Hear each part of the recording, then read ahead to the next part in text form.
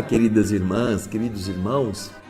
Continuamos com o nosso capítulo 10º do livro Evolução em Dois Mundos.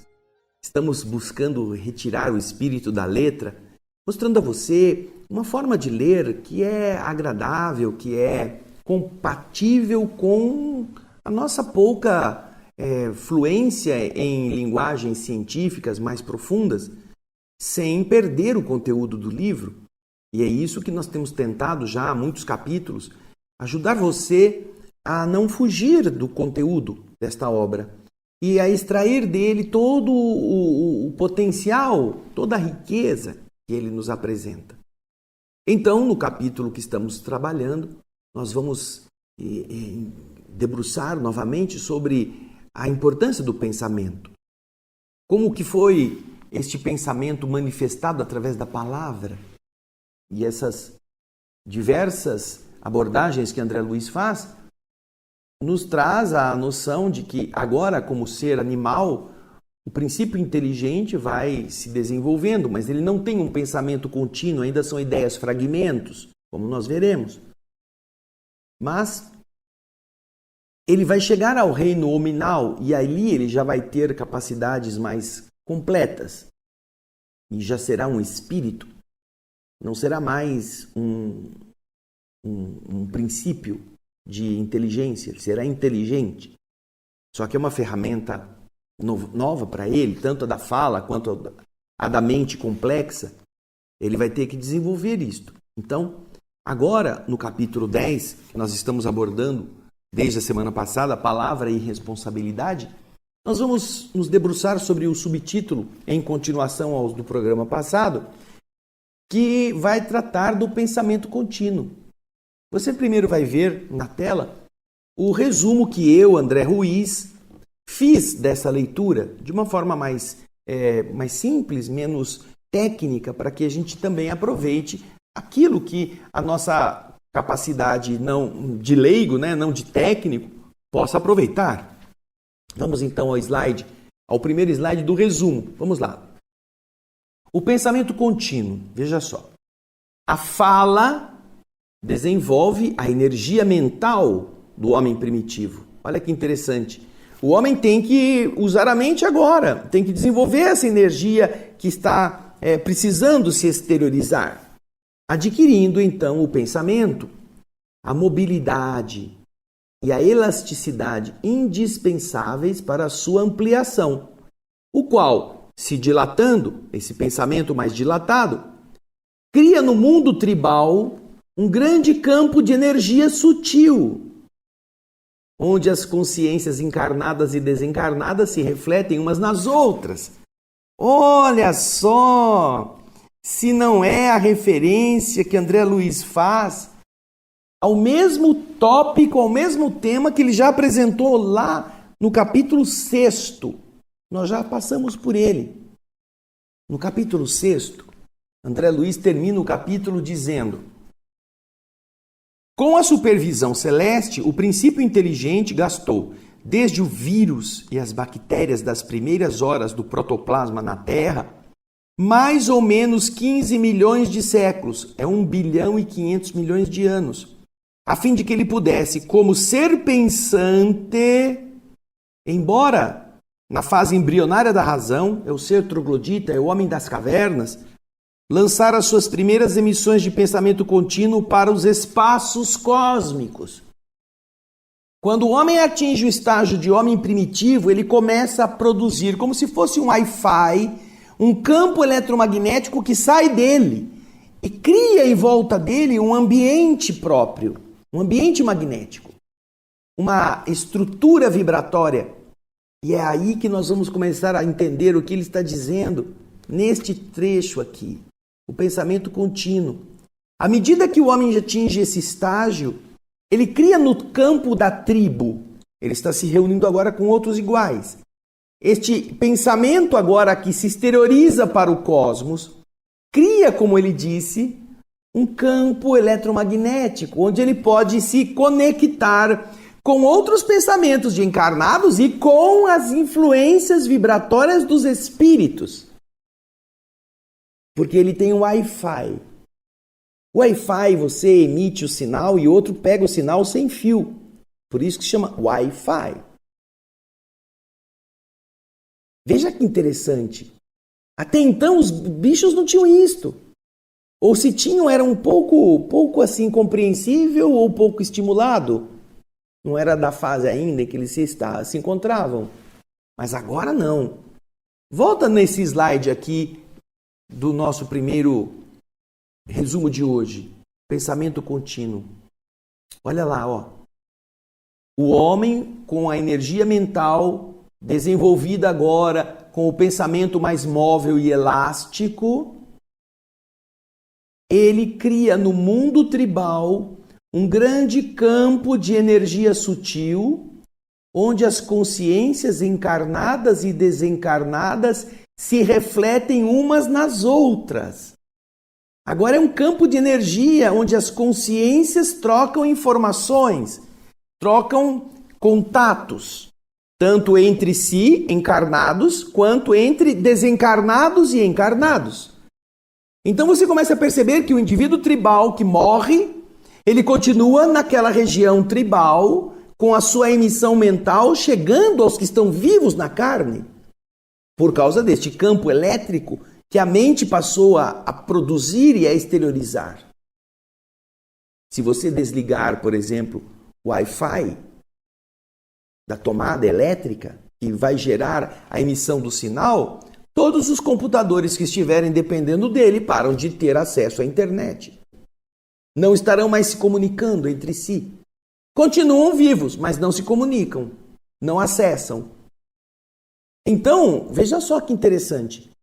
É através deste desenvolver do pensamento, da mente, da energia mental, vai ampliando pelo esforço de falar, de se exteriorizar, de se exprimir, que o pensamento vai ganhando velocidade, vai ganhando mobilidade, vai se tornando elástico. E isso faz com que o Wi-Fi saia daquela coisinha pequenininha e vai se amplificando. E, obviamente, esse contato entre os espíritos e os encarnados primitivos vai continuar a acontecer quando um deles morre. Ele continua em contato mental com os que ficaram. Aí nós vamos começar a ver já a existência dessa relação, mas não só entre os que morreram, também entre aqueles que orientam, os espíritos superiores que estão orientando os passos do homem primitivo para ele começar a melhorar-se. Mas vamos continuar a leitura do resumo, hein? Não estamos nem no livro ainda, é só o resumo. Vamos lá. Através dessa troca constante, os espíritos superiores dosam os recursos da influência e da sugestão, despertando no espírito terrestre a responsabilidade para a condução de sua própria existência. Eles, espíritos desencarnados, atuam agora nesse campo elétrico, nesse campo de energia sutil, interferindo sutilmente na mente de cada encarnado para gerar e dosar a sua influência, a sua sugestão, e induzir o espírito terrestre a se tornar mais responsáveis para a condução de sua própria existência. Aí o que ele vai dizer? Olha só que interessante. O exercício mental, o homem tendo que falar, tendo que sinalizar suas emoções, produz no cérebro o pensamento contínuo. Aquilo que não para de acontecer. Antes, nos reinos animais inferiores, as ideias relâmpagos ou fragmentos existiam, mas agora elas se convertem em conceitos e perguntas, demonstrando o desejo e as ideias do ser interior. O homem que está lá vestindo aquela roupa de carne começa a pensar, começa a querer saber, começa a ter curiosidade. Porque agora ele está com a mente ativada pela capacidade de falar, de ouvir, de comunicar-se. Sem contar que o campo elétrico que ele criou, o ambiente onde ele agora exerce a sua experiência, juntamente com outros, é um ambiente comum no plano vibratório. Todos estão em contato com todos, sem perceberem.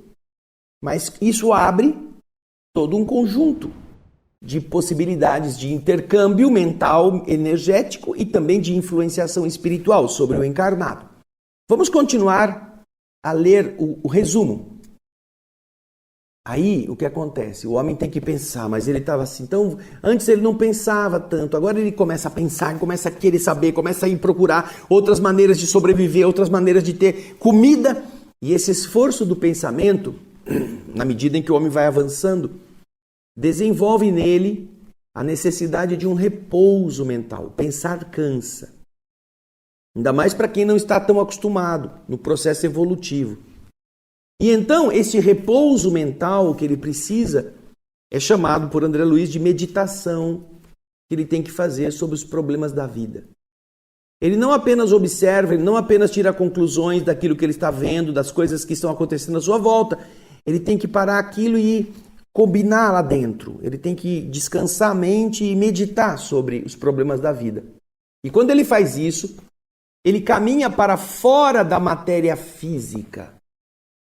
Ele tem que parar e ele tem que sentir o que vem de fora. Então ele deixa as preocupações apenas grosseiras do corpo ou dos seus ambientes. Ele caminha para fora da matéria física, recebendo instruções morais dos espíritos superiores durante o sono físico. O corpo dorme, a mente sai do corpo e lá, neste campo energético, com o cérebro descansando, mas a mente ativa, ele pode ter contato com espíritos mais avançados que vão instruí-lo. Aí André continua falando e eu aqui fiz o resumo nessa sequência.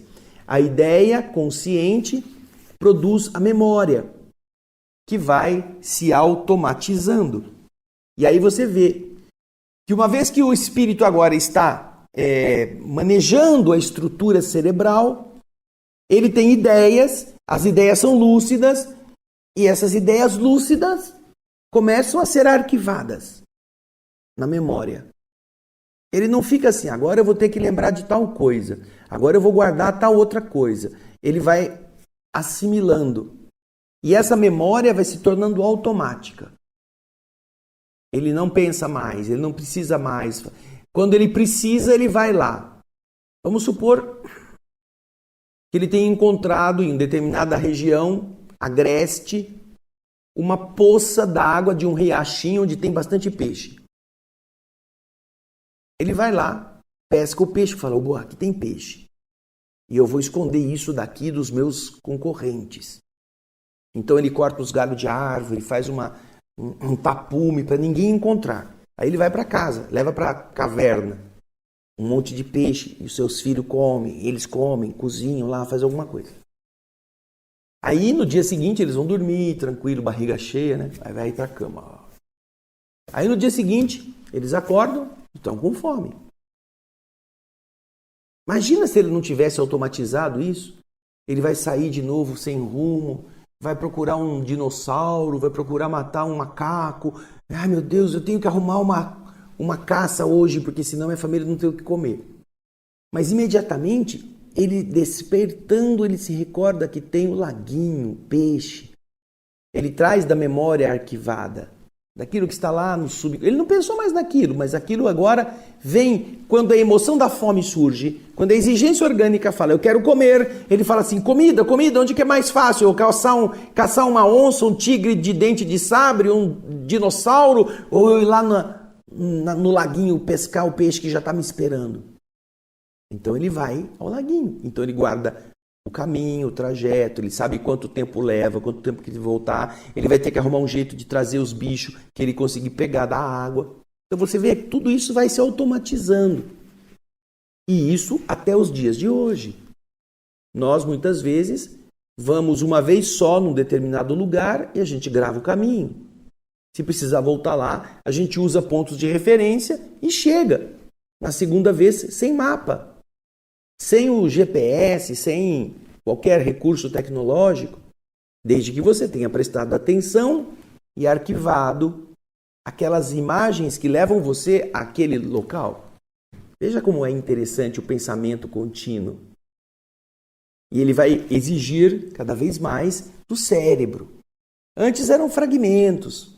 O animal, É interessante que os que estudam, por exemplo, o comportamento animal dizem assim que o gato, se ele sai de um canto da sala e o potinho de comida está lá no outro canto da sala e ele vai para comer, mas se no meio do caminho ele encontra a bolinha e começa a brincar com a bolinha, ele esquece o que ele tinha que fazer, que ele ia comer. E ele para de ir buscar a comida e ele começa a se divertir com a bolinha. Por quê? São ideias fragmento.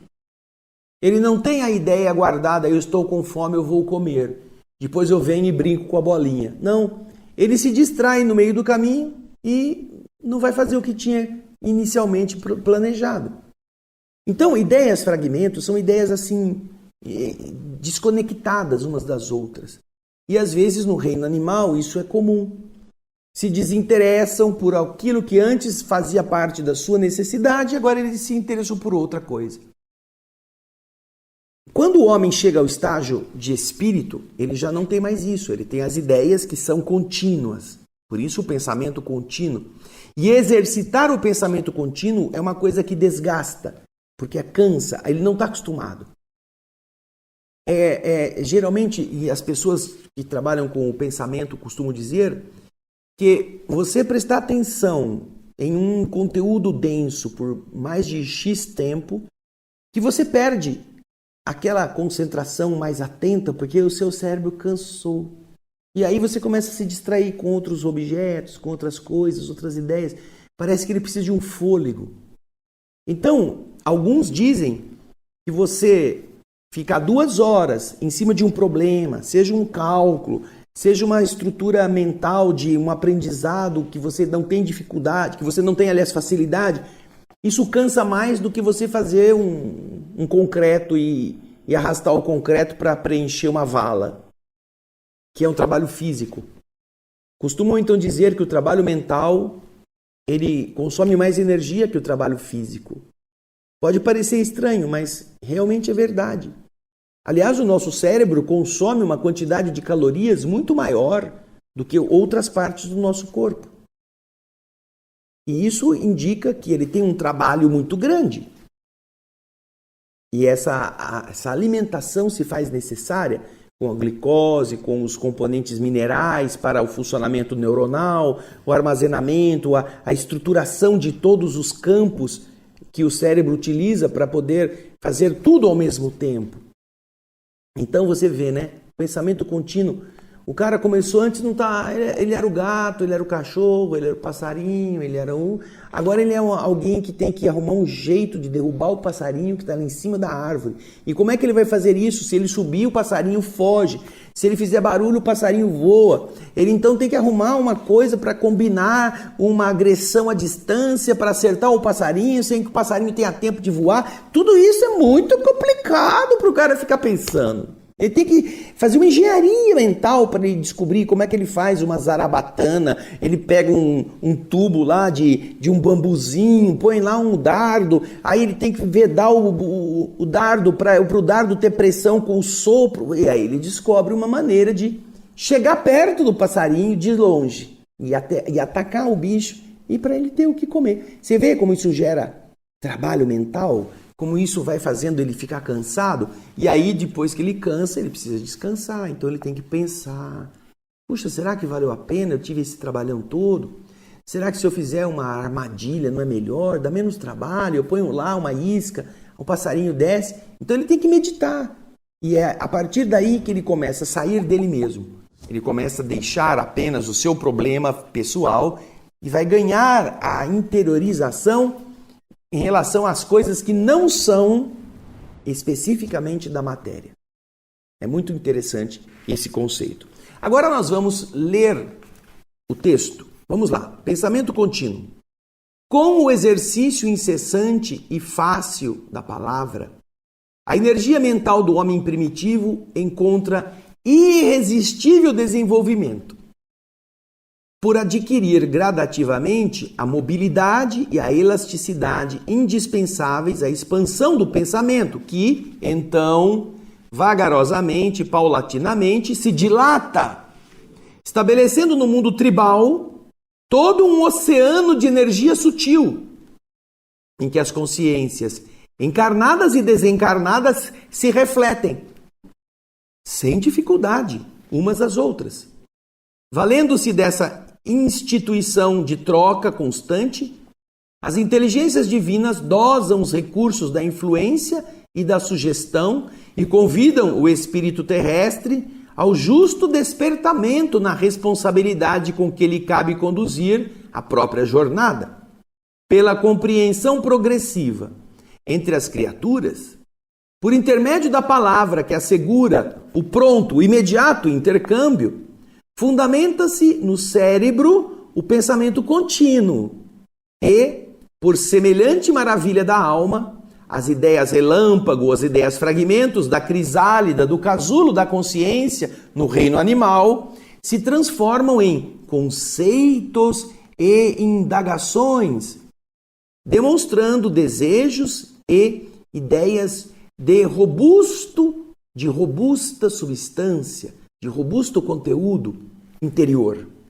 O homem começa então a demonstrar ideias interiormente importantes e sólidas. Não mais apenas o que eu vou comer hoje. Aí continua André Luiz explicando. Começando a fixar o pensamento em si mesmo, fatigando-se para encadeá-lo, para combiná-lo e para exprimi-lo, o homem se confiou a um novo tipo de descanso, de repouso, que é a meditação obrigatória ante os problemas da própria vida. Pensar como construir, como proteger, como amar, como entender o comportamento do outro. Ele passa então a meditar sobre os problemas da própria vida, passando a exteriorizar, mesmo sem querer, mesmo de maneira inconsciente, as próprias ideias e, com isso, a desprender-se do carro denso de carne, desligando as células de seu corpo espiritual das células físicas durante o sono comum, para receber em atitude passiva ou de curta movimentação, junto do próprio corpo adormecido, a visita dos benfeitores espirituais que o instruem sobre as questões morais. O continuismo da ideia consciente acende a luz da memória sobre o pedestal do automatismo.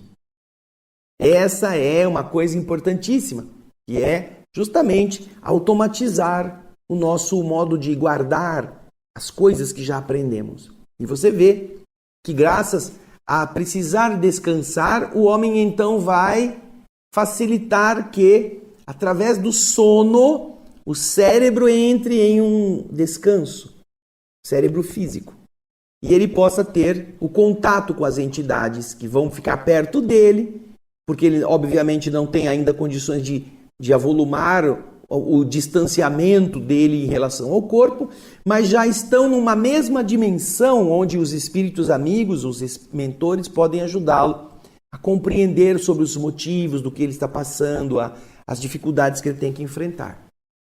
Veja só quanta coisa, que trabalho o homem deu para os homens, não para os espíritos amigos, desenvolverem todo este arcabouço tão glorioso e sublime que é o do nosso corpo físico e da nossa realidade espiritual. Porque para o corpo físico ser como é, ele precisou antes ter o perispírito igualmente modelado. Desde o começo nós estamos vendo isso. A evolução é nos dois mundos. A evolução do perispírito ou da força espiritual, organizando-se e depois modelando a força material, o corpo de carne. E as modelagens boas do corpo de carne repercutem no perispírito e são assimiladas também por ele. Olha só. Agora a gente vai para o outro subtítulo, luta evolutiva. Vamos acompanhar o que nós pudemos entender e traduzir para você na luta evolutiva. O homem passa a perguntar sobre as causas das coisas. O que causa tudo isto? Em decorrência da imensa luta que o envolve desde o seu primitivismo original.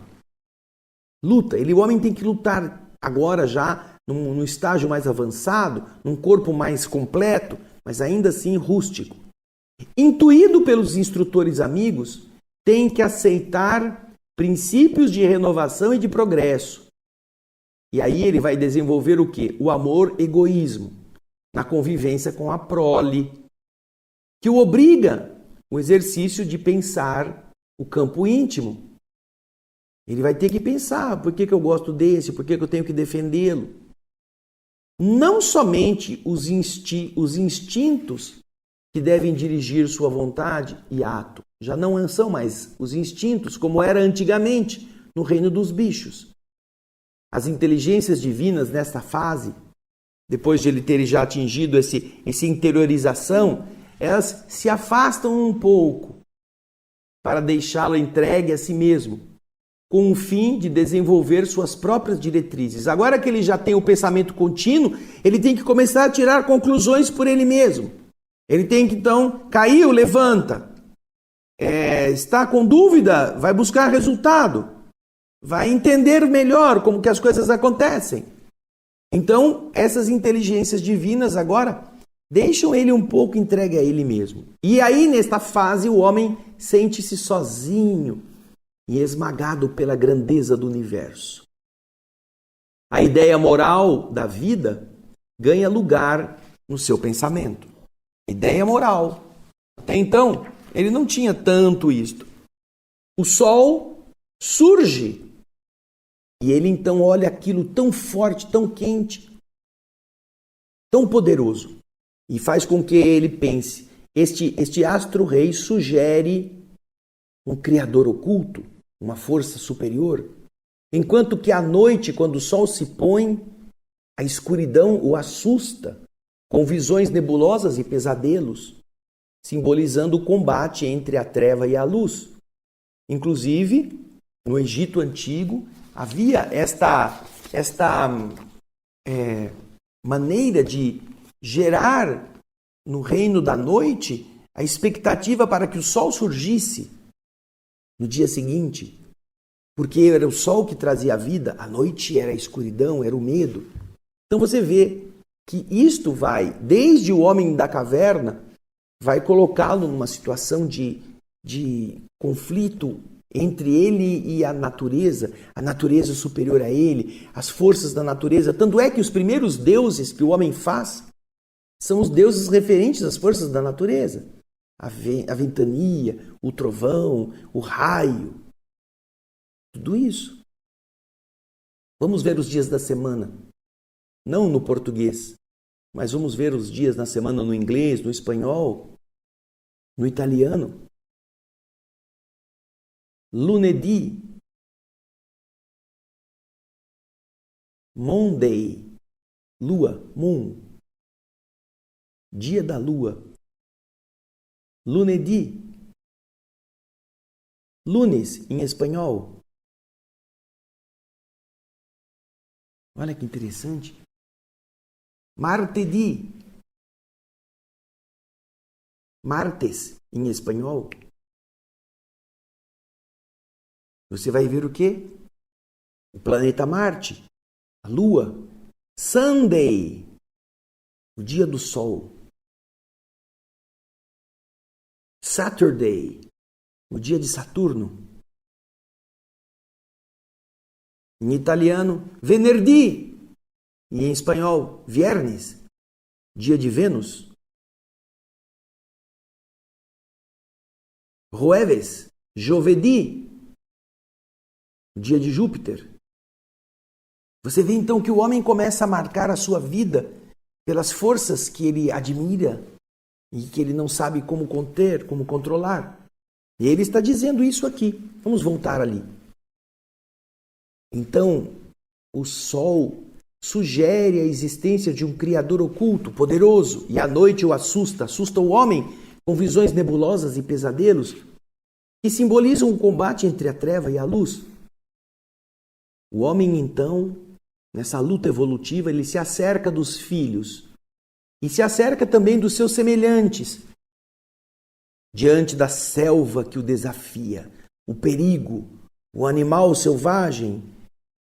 O homem cria o lar e sofre para defendê-lo. Já não pode mais ser apenas o animal instintivo de antes, mas deve cooperar com o mundo que o cerca.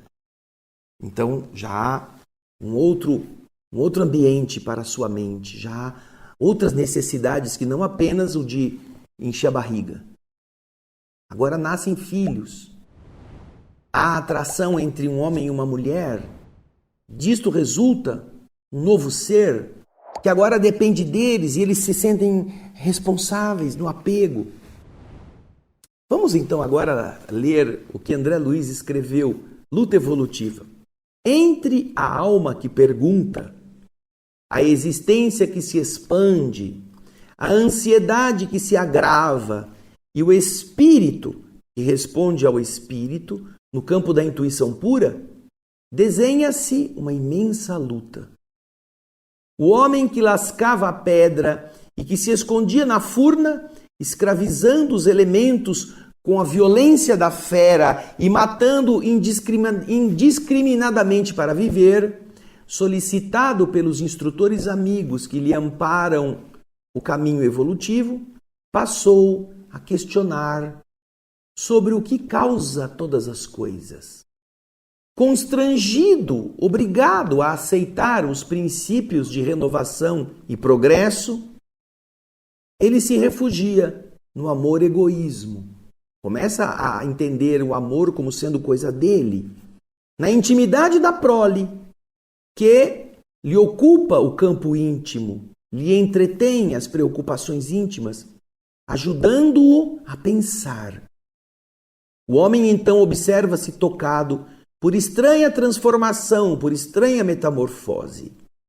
Vê instintivamente que não mais se poderia guiar pela excitabilidade dos seus tecidos orgânicos ou pelos apetites furiosos herdados dos animais.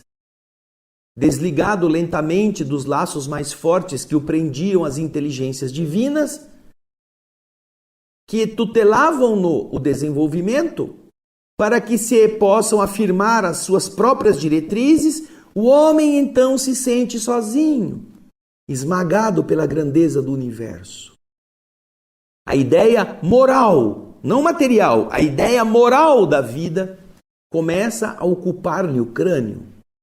O sol propicia a ele a concepção de um Criador, oculto no seio invisível da natureza. E a noite povoa-lhe a alma de visões nebulosas e pesadelos imaginários, dando-lhe a ideia do combate incessante em que a treva e a luz se digladiam. Abraça os filhinhos com enternecimento feroz, buscando a solidariedade possível dos seus semelhantes na selva que o desafia. Mentaliza a constituição da família e padece na defesa do lar. Os porquês, ali nascerem fragmentários no íntimo, inspiram-lhe aflição e temor. Percebe que não mais pode obedecer cegamente aos impulsos da natureza, ao modo dos animais que lhe compartilham a paisagem, mas sim que lhe cabe agora o dever de superar-lhes os mecanismos, como quem vê no mundo em que vive a própria moradia, cuja ordem lhe requisita apoio e cooperação. Ele precisa ordenar a moradia onde ele está agora. E para isso ele precisa cooperar com a ação, não mais apenas para encher a barriga, proteger-se do frio. Agora ele está vinculando-se moralmente a outras realidades. E com isso, nós chegamos ao final, com o último subtítulo. Vamos ver como André Luiz conduz, no subtítulo Nascimento da Responsabilidade, esse amadurecimento do ser. Vamos ao resumo. A ideia de Deus o endereça à religião. Os questionamentos existenciais vão gerar filosofia. A necessidade da experiência ou as necessidades anunciarão a ciência. O instinto de solidariedade é o embrião do amor puro. A necessidade de conforto e beleza inspirarão o nascimento das indústrias das artes. Das indústrias e das artes. Nesse panorama, a morte passou a representar angustioso tormento. A morte de quem você ama, a sua morte, para onde você vai, você queria fazer outras coisas. Tormento este que ele tem que enfrentar ao despedir-se de entes amados, fazendo-o chorar e questionar como se ajustar às leis divinas que estão escritas no âmago do ser, na própria consciência. Como eu me ajusto a isso? Eu não consegui evitar que o ente que eu amo morresse, fosse assassinado. Como me ajustar à minha reação? Por que isto? E assim, continua, reconhecendo-se ínfimo e frágil diante da vida, o homem compreendeu que perante Deus, seu Criador e seu Pai, estava dependendo de si próprio. Ele próprio dependia de si mesmo. Assim nascia o princípio da responsabilidade. Nasceu a responsabilidade. Quando não é Deus que vai fazer o filho engordar, não é Deus que vai proteger o seu local, não é Deus que vai impedir que a morte aconteça. Ele terá que ter responsabilidades, ele terá que cuidar, ele terá que administrar todos esses porquês que ele não sabe a origem.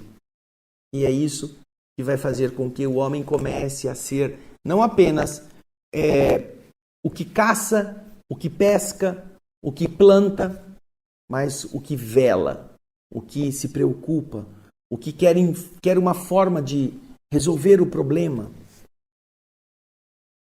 Outro dia eu vi uma cena bastante tocante. Um macaco, na verdade uma fêmea, segurava nos braços um filhotinho que tinha nascido dela e que tinha morrido. E ela o segurava como se ele estivesse vivo, aproximando-se do peitinho para ele poder mamar, coisa que ele não fazia. Então, ela ficava chacoalhando o bichinho.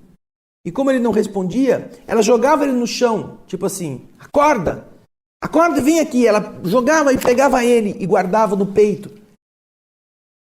Ela estava buscando reanimar aquele corpo que ela não entendia e tinha morrido. E ainda assim ela estava tentando proteger, ela estava querendo que aquele serzinho agora viesse e continuasse a tirar dela o leite para que ele vivesse. Então, isso no reino animal já gerava esse instinto da maternidade, esse instinto da proteção à prole. Agora imagina no reino hominal. O homem se relaciona com uma fêmea da sua espécie, ela fica grávida, dá à luz a uma criança, que agora é para ele a sua continuação, e agora essa criança começa a ficar doente, começa a ficar assim. Por que isso? Ou depois que cresce um pouco, que já está brincando, de repente acontece um acidente, se machuca e morre. Então todas essas são questões que por mais que ele não queira que aconteça, acontecem. E ele então começa a perceber que todas essas questões o levam a um outro patamar, a um outro nível. Vão dar origem, ao longo dos milênios, vão dar origem à religião, à ideia de Deus, o sol. Vão dar origem, nas indagações filosóficas, à filosofia, de onde eu vim, para que eu estou aqui, o que eu tenho que fazer. Vão gerar também outros campos do seu enriquecimento na área da ciência, explicar por que as coisas acontecem daquele jeito, sobretudo quando o homem começa a ser agricultor, a influência da lua, a influência das estrelas, a necessidade de proteção das intempéries, a necessidade da chuva. A solidariedade agora, porque todos precisam uns dos outros, gerando, né, o embrião do sentimento do amor e da fraternidade. A busca do conforto da beleza, fazendo ele desenvolver tecnologias e assim facilitar a sua vida, ou mesmo criar expressões artísticas para embelezar aquele espírito que agora quer beleza, independentemente de ainda estar num ambiente primitivo. Todas essas são coisas que vão sendo desenvolvidas com o avanço da concepção dessa expressão verbal. O homem, então, chega a desenvolver aquilo que é o senso da responsabilidade. Agora ele tem que sair e trazer comida para dar para a criança que não tem força para ainda comer sozinha. Depois ele tem que ajudar a criança a se tornar jovem e aprender a viver, aprender a ganhar, aprender a caçar, aprender a trazer também para o seio dos seus aquilo que ele vai compartilhar. E então ele vai dar de comer para sua companheira, para o seu companheiro, para o seu filho, para o seu amigo, para o seu vizinho que não conseguiu caçar, ou para o mais velho que já não tem força. Tudo isso vai gerando esses conceitos. E aí, naturalmente, como Deus não aparece para resolver os seus problemas, ele percebe que ele tem que fazer isso sozinho. E desenvolve assim o dever, a responsabilidade. Que coisa legal, não é mesmo? Neste capítulo, então, aprendemos tantas coisas boas para fazer o nosso pensamento voar na direção dessa evolução tão primorosa e cuidadosa que os espíritos, como representantes da divindade, fizeram para cada um de nós poder chegar onde estamos. Agora nós vamos ler o texto de André Luiz, ele é bem curtinho, vamos lá, olha. Nascimento da responsabilidade. A ideia de Deus iniciando a religião, a indagação prenunciando a filosofia, a experimentação anunciando a ciência, o instinto de solidariedade prefigurando ou antecipando o amor puro e a sede de conforto e de beleza, inspirando o nascimento das indústrias e das artes, eram pensamentos nebulosos, torturando-lhe a cabeça e inflamando-lhe o sentimento. Nesse concerto de forças, a morte passou a impor-lhe angustiosas indagações, e enterrando seus entes amados em sepulcros de pedra, o homem rude, a iniciar-se na evolução de natureza moral, perdido na desértica vastidão do Paleolítico, aprendeu a chorar, amando e perguntando para ajustar-se às leis divinas, a se lhe esculpirem na face imortal e invisível da própria consciência. Foi então que, em se reconhecendo ínfimo, insignificante e frágil diante da vida, compreendeu que perante Deus, seu Criador e seu Pai, estava entregue a si mesmo. O princípio da responsabilidade havia nascido. E assim, todos nós desenvolvemos todo este complexo ser que hoje é aquele que nós nos vemos no espelho, mas que é muito maior do que a imagem que o espelho reflete. É todo um conjunto, um universo, um mundo em nós mesmos, como diz André Luiz, como dizem os espíritos amigos. Assim, espero que você tenha desfrutado e na próxima semana nós vamos para o capítulo 11, a existência da alma. Mas já pode ir lendo, vai revendo os capítulos anteriores, você vai se surpreender com tantas coisas que se encaixam. Aguardando você na próxima semana para a continuidade do estudo dessa obra tão especial. Então, obrigado pelos comentários, obrigado pelas suas participações. Envie para os seus amigos a notícia de que nós estamos lendo esse livro maravilhoso. E na próxima semana a gente continua. Obrigado pelo seu carinho e muita paz.